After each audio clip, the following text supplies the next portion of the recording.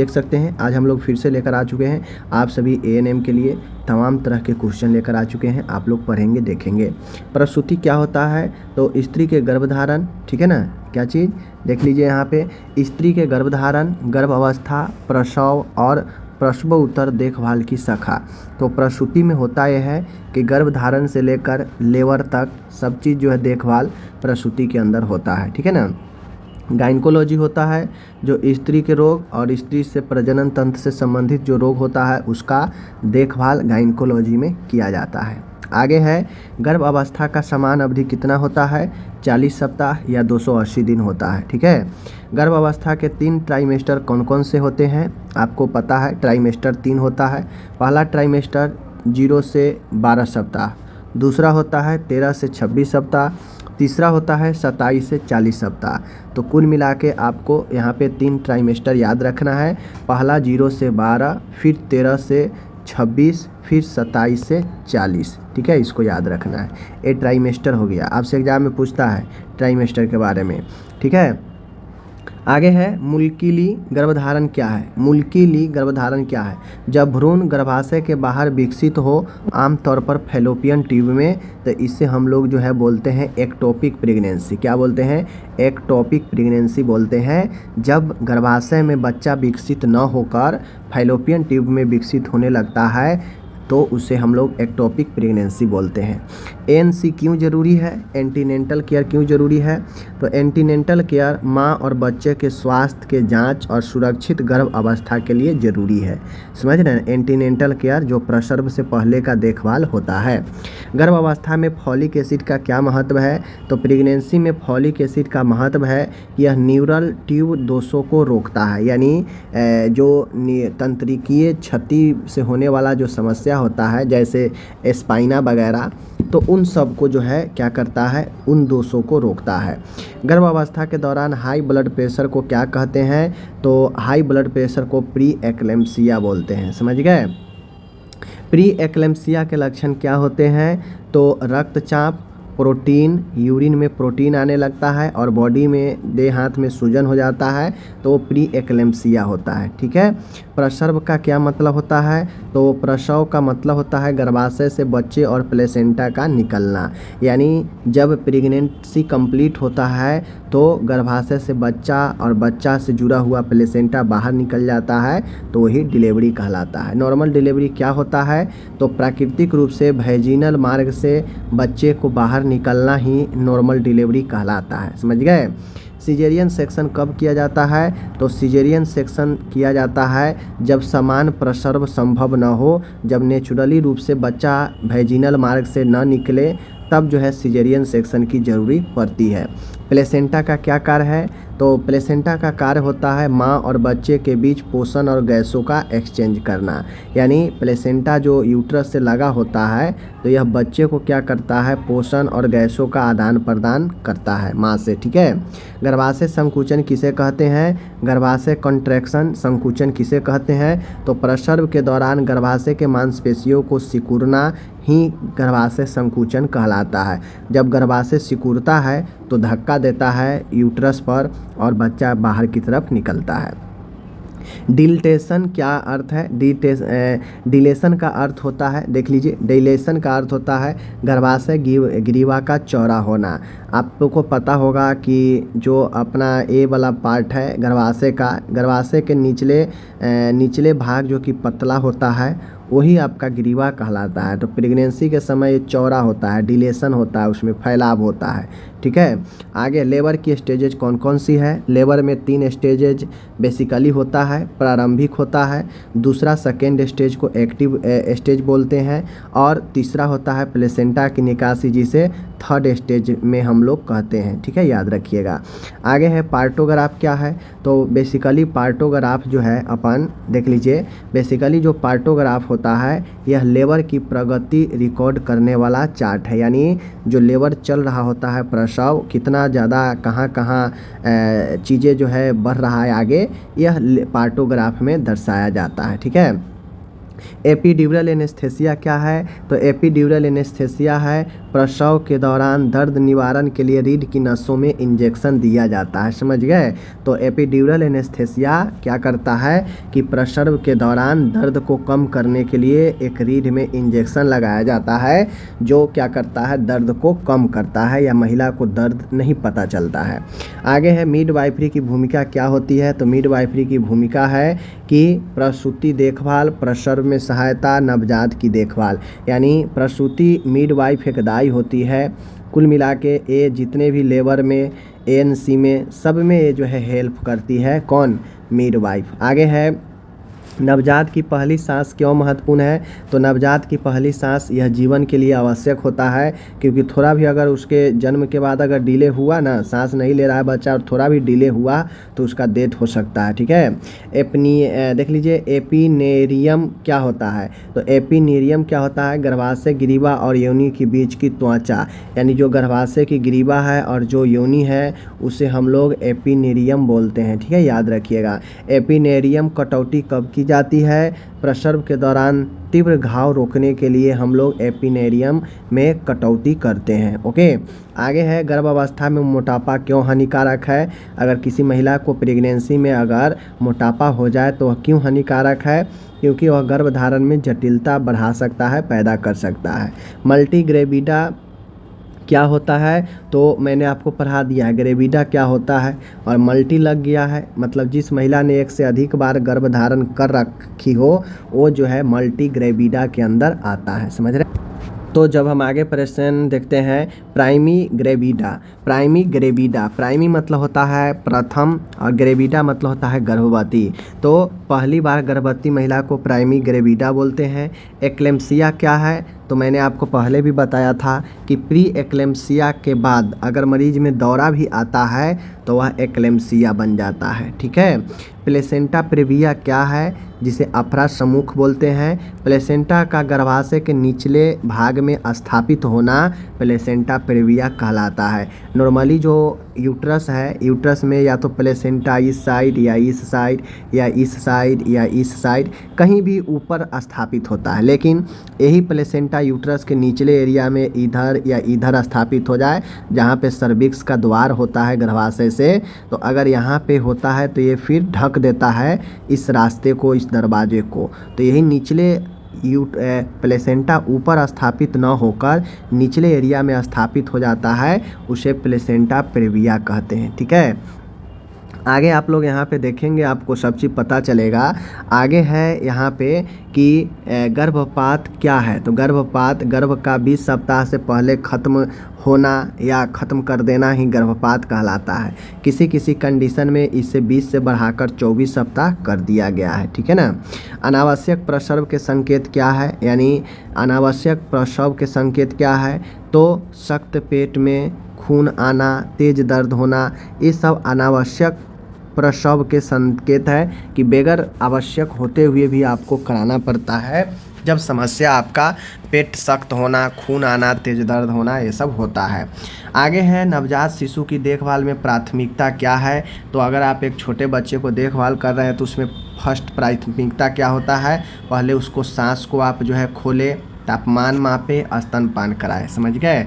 आगे है विटामिन के नवजात को क्यों दिया जाता है? तो रक्तस्राव रोकने के लिए नवजात को विटामिन के का इंजेक्शन देते हैं। स्तनपान शुरू करने का सबसे उपयुक्त समय क्या है? तो स्तनपान शुरू करने का सबसे उपयुक्त समय है प्रसव के बाद पहली घंटे, यानी प्रसव के पहली 1 घंटे में। ठीक है। आगे है मासिक धर्म की चक्र की औसतन अवधि कितनी होती है? 28 डेज होती है। फर्टिलिटी पीरियड कब होता है? यानी जो फर्टिलिटी का जो पीरियड होता है यानी जो ओवुलेशन होता है वह 14वें दिन के आसपास होता है, पता होना चाहिए। आगे है ओवुलेशन क्या है? तो ओवुलेशन अंडाशय से अंडा का निकलना ही ओवुलेशन कहलाता है। ठीक है। अंडाशय सिस्ट क्या है? अंडाशय में तरल पदार्थों से भरा एक थैली होता है जिसे हम लोग क्या बोलते हैं? अंडाशय सिस्ट बोलते हैं। समझ रहे बात को? आगे हम लोग यहाँ पे देखते हैं माय डियर, मेनोपॉज कब होती है? तो जब मासिक धर्म का अस्थायी बंद होना मेनोपॉज कहलाता है। आमतौर पर यह 45 से 55 वर्ष के आसपास के महिलाओं में होता है। यूटीआई मूत्र मार्ग का संक्रमण, जिसे यूरिनरी ट्रैक्ट इन्फेक्शन यूटीआई बोलते हैं, इसका लक्षण क्या होता है? तो इसका लक्षण होता है दर्द होना, जलन होना, बार बार पेशाब होना। ठीक है। सेक्सुअली ट्रांसमिटेड डिजीज एसटीडी के उदाहरण क्या है? तो एसटीडी के बहुत सारे उदाहरण हैं, जैसे गोनेरिया, क्लेमेडिया, सिफिलिस, ये सब सेक्सुअली रोग है जो फैलता है। एचआईवी। ब्रैक्सटन हिक्स कॉन्ट्रैक्शन क्या है? देख लीजिए, ब्रैक्सटन हिक्स कॉन्ट्रैक्शन क्या है? तो गर्भाशय की हल्की अनियमित संकुचन या सिकुड़ना ब्रैक्स्ट हिक्स संकुचन कहलाता है। ठीक है ना, जो गर्भाशय के हल्की अनियमित सिकुड़न को बोलते हैं। गर्भाशय ग्रीवा का परीक्षण कैसे करते हैं, यानी सर्वाइकल का हम लोग परीक्षण कैसे करते हैं? तो स्पेकुलम के जांच से, स्पेकुलम जांच से हम लोग गर्भाशय ग्रीवा का परीक्षण करते हैं। आगे है देख लीजिए, फैटेमर्नली हेमेटोमा क्या है, यानी फीटमर्नली हेमेटोमा क्या है? गर्भाशय के रक्तस्राव से बनी गाठान। ठीक है ना, यानी फैटेमर्नली हेमेटोमा होता है जहाँ गर्भाशय से जो रक्तस्राव होता है और उस रक्तस्राव से जो एक गड्ढा बन जाता है, उसी को जमाव बन जाता है, उसी को फैटेमर्नली हेमेटोमा बोलते हैं। पिलिया का क्या मतलब होता है? पिलियस का मतलब शिशु का रास्ता बनाने वाली हड्डी का ढांचा, यानी शिशु का रास्ता बनाने वाली हड्डियों की ढांचा, जिसे हम लोग पिलियस बोलते हैं। पेल्विक, यहाँ पे देख लीजिए, पेल्विक मापन क्यों जरूरी है? देखिए, ये आपका पिलियस नहीं होगा, ये पेल्विस होगा। ठीक है ना, ये आपका पेल्विस होगा, याद रखिएगा, ये गलत लिखा है। पेल्विस जो होता है वह एक हड्डी से बना हुआ ढांचा होता है जहाँ पे बच्चा के लिए दरवाज़ा, यही पेल्विस खुलता है तो बच्चा बाहर की तरफ आता है। पेल्विक मापन क्यों ज़रूरी है? प्रसव की तैयारी के लिए। पेल्विक जब बच्चा जन्म लेने वाला होता है तो पेल्विक का द्वार जो होता है, पेल्विक ब्रिम जो होता है, वह धीरे धीरे खुलने लगता है। ठीक है। नवजात शिशु का अपगार स्कोर क्या होता है? तो आपको पता है कि अपगार स्कोर क्या करता है? मूल्यांकन करता है। जन्म के बाद 1 से लेकर 5 मिनट के अंदर ये चीज़ें करनी चाहिए, यह स्थिति को बताता है बच्चे में। ठीक है। आगे है मिश्र गर्भ अवस्था क्या है? तो गर्भाशय के बाहर और अंदर भ्रूण की स्थिति। ठीक है ना, यहाँ पे गलत टाइपिंग है। मिश्र मतलब मिक्स प्रेगनेंसी क्या होता है? तो गर्भाशय के बाहर और अंदर भ्रूण की स्थिति। ठीक है। असमान योनि स्राव के कारण क्या है? यानी योनि से असमान अगर स्राव हो तो क्या क्या कारण हो सकता है? तो एक तो कारण संक्रमण का होगा, जो असमान सिक्रेशन। अब असमान सिक्रेशन में क्या होगा? ब्लीडिंग होगा, पानी आना, ये सब होता है। ठीक है। आगे है, आप सभी देख सकते हैं, हार्मोनल इम्बैलेंस भी होता है। असमान प्रसव के, असमान योनि से स्राव का हार्मोनल असंतुलन और संक्रमण भी होता है। ओवेरियन ट्यूमर क्या है? यानी ओवेरियन अंडाशय का ट्यूमर क्या होता है? तो अंडाशय में गांठ बन जाना ओवेरियन ट्यूमर कहलाता है।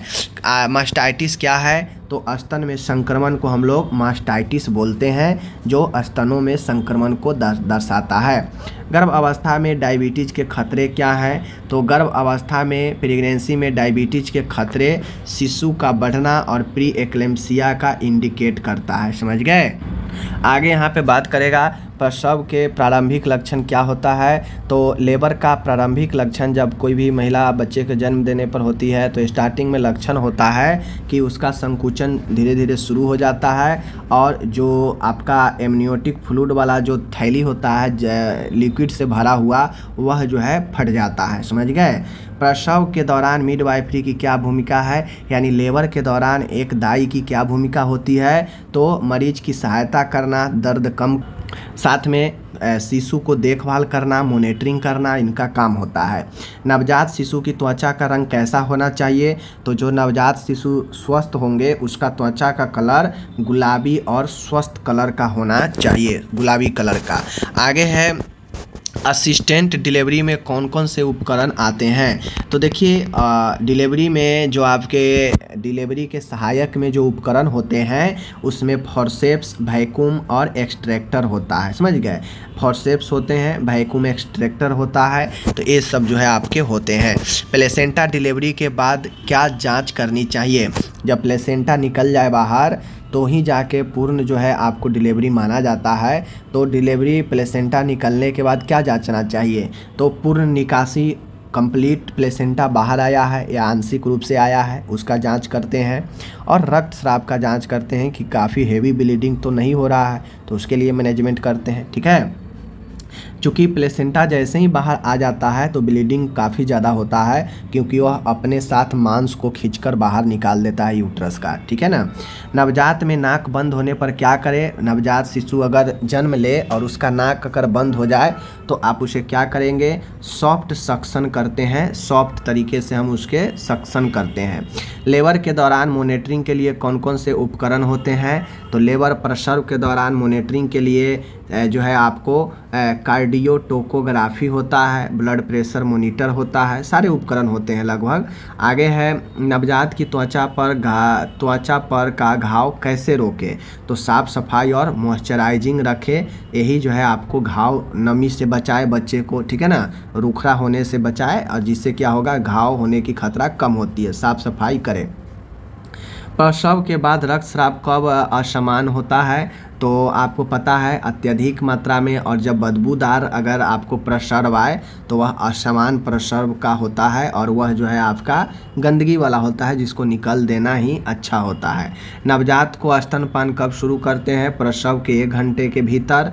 नवजात की तापमान मापने की विधि है रेक्टल या एक्जेलरी थर्मामीटर के माध्यम से आप ले सकते हैं। स्त्री रोग में हार्मोन टेस्ट कब किया जाता है, तो मासिक अनियमितता में, जब लगे कि महिला में कोई ऐसा प्रेगनेंसी नहीं है लेकिन इरेगुलर मेंस्ट्रुएशन है, तो फिर जो है यह हार्मोन टेस्ट किया जाता है, पता किया जाता है। मल्टीपल गर्भधारण क्या है, तो मल्टीपल गर्भधारण को हम लोग ट्विस्ट प्रेगनेंसी भी कहते हैं, जहाँ पे 2 या 2 से अधिक भ्रूणों का एक साथ विकास होता है, जिसे जुड़वा बच्चा या 2-3 बोलते हैं। प्रसव के दौरान नर्स का क्या सावधानियां हैं, तो डिलीवरी के समय नर्स को स्वच्छता का ध्यान रखना चाहिए, दर्द का प्रबंध करना चाहिए। ठीक है, और मानसिक सपोर्ट देना चाहिए। नेक्स्ट हम लोग यहाँ पे बात करते हैं माय डियर, तो प्रासंगिक गर्भ अवस्था के लक्षण क्या है, तो तिल्ली का दर्द और रक्तस्राव। ठीक है ना, यानी जो आपका प्रासंगिक गर्भावस्था के लक्षण होता है कि दर्द और रक्तस्राव ये आपके होते हैं। पोषण संबंधी सलाह गर्भवती को कब दें, तो गर्भ अवस्था के शुरुआत में ही देना चाहिए। क्यों देना चाहिए, क्योंकि पोषण जैसा अगर महिला लेगी पूरे प्रेगनेंसी के पीरियड में, वैसे ही उसके बच्चे पर इफ़ेक्ट पड़ेगा, उसके बच्चे को स्वस्थ होने में मदद मिलेगा।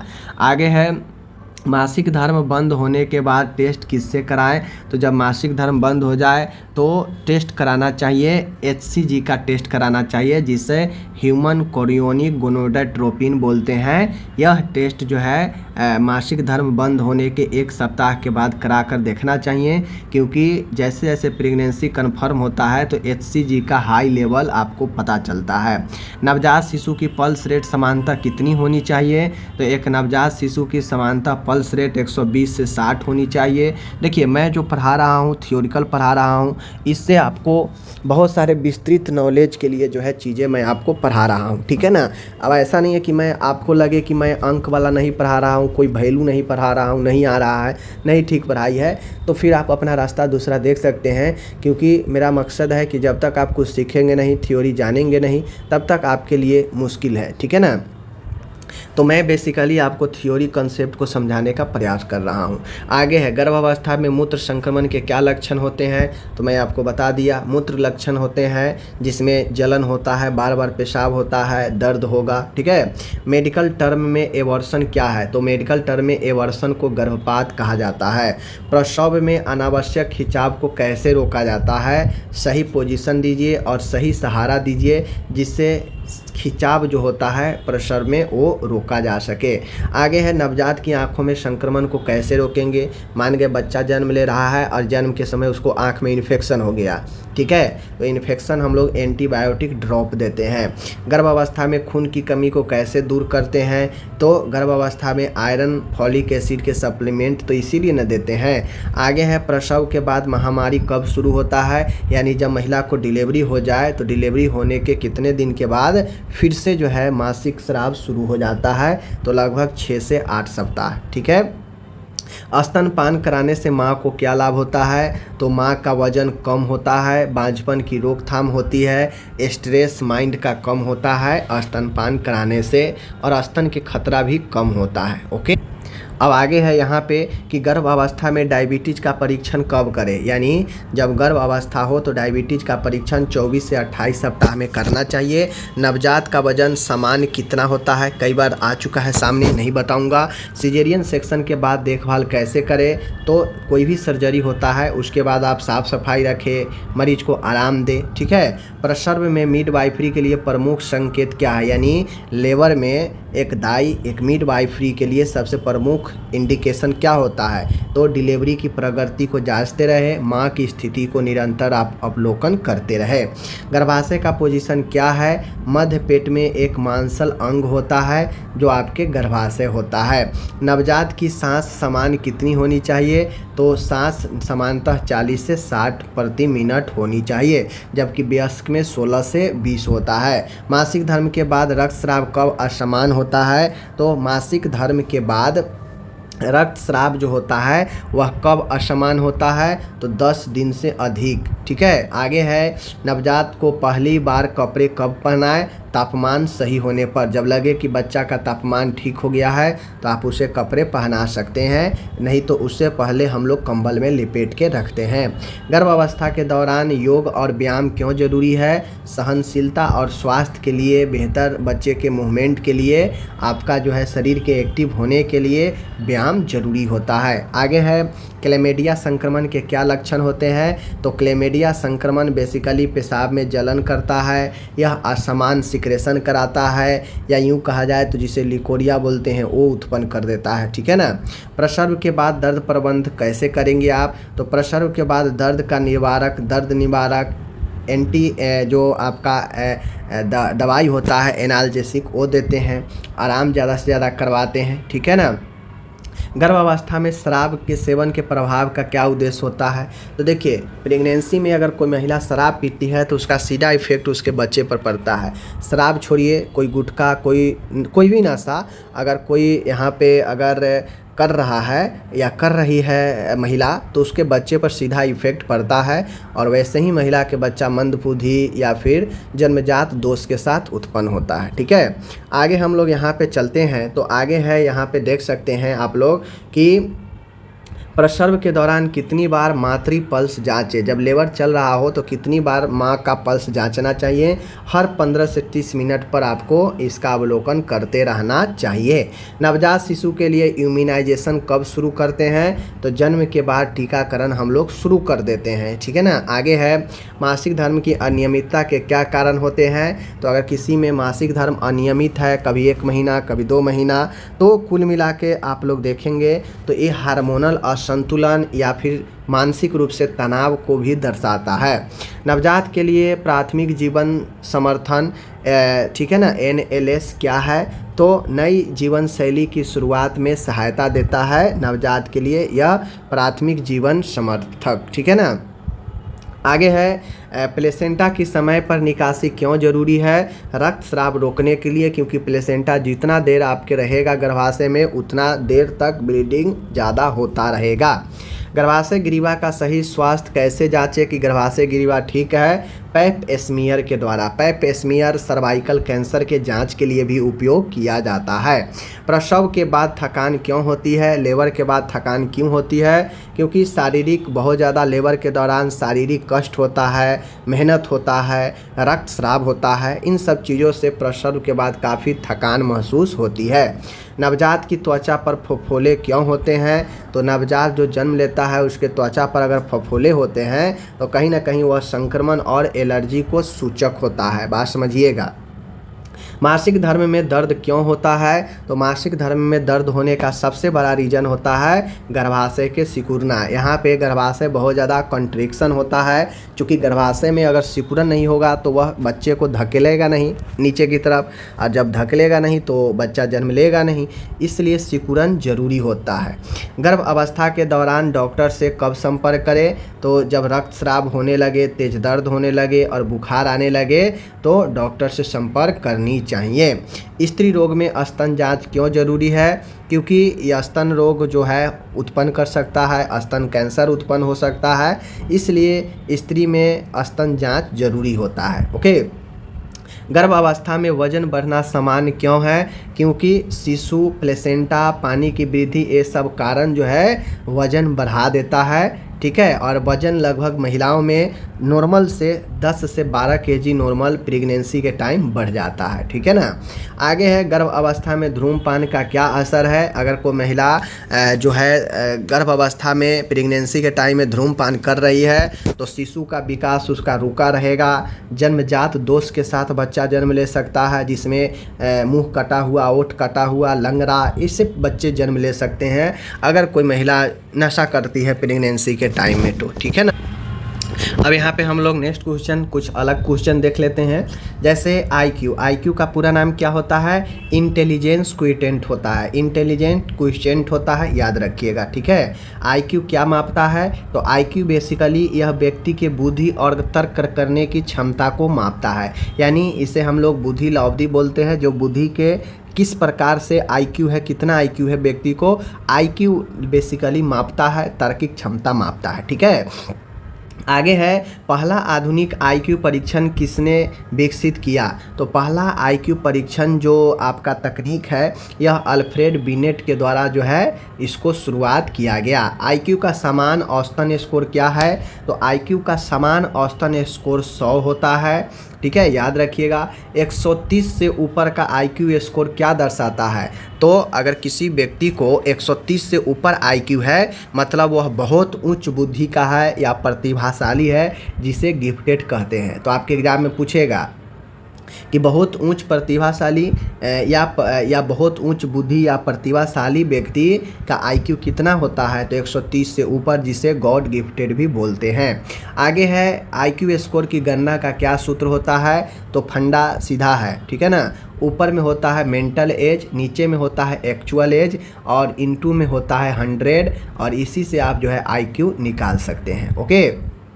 आगे चलते हैं। तो क्या IQ जन्मजात होता है? तो देखिए, ये बिल्कुल IQ जो है जेनेटिक्स होते हैं, पर्यावरण भी इफ़ेक्ट करता है, यानी यह दोनों IQ को प्रभावित करता है। IQ का फुल फॉर्म हिंदी में क्या है? हिंदी में इसे बुद्धि लब्धि बोलते हैं, इंग्लिश में इंटेलिजेंस क्वोटिएंट बोलते हैं। ओके। एक प्रश्न यहाँ पे है कि बुद्धिहीन सिद्धांत, थ्योरी ऑफ मल्टीपल इंटेलिजेंस, बुद्धि के बहुबुद्धि सिद्धांत यानी थ्योरी ऑफ मल्टीपल इंटेलिजेंस किसने दिया? तो हावर्ड गार्डनर ने थ्योरी ऑफ मल्टीपल इंटेलिजेंस दिया इन्होंने। ओके। तो इस प्रकार से मैंने 100 से ऊपर 110 प्रश्न के आसपास किया है। आपको देखिए, मेरा मकसद है आपको थ्योरी के बारे में जाने। मैं देखता हूँ ना ANM के कैंडिडेट को, बहुत सारे 100 में 20 कैंडिडेट को मैं छोड़ दूँ तो 80 कैंडिडेट ऐसे हैं जिनको बेसिक चीज़ें पता नहीं है, और फिर भी कुछ लोग कहते रहते हैं क्या ऐसा क्वेश्चन आएगा, क्या ऐसा आएगा, क्या ऐसे पूछा जाएगा। अरे पहले आप स्टार्टिंग बेसिक तो समझिए, आप तो बेसिक समझ ही नहीं है। ऐसे पूछेगा, वैसे पूछेगा, कैसा पूछेगा? अगर पहले आप बेसिक नहीं पढ़े तो ऊपर का कैसे बना देंगे? तो मैं इसलिए थ्योरिकल टाइप को समझा रहा हूँ कि किसका क्या मतलब होगा, कैसे होता है। तो इन चीज़ों को आपको समझना चाहिए। ठीक है। बाकी हम लोग मिलते हैं नेक्स्ट वीडियो में, तब तक के लिए धन्यवाद।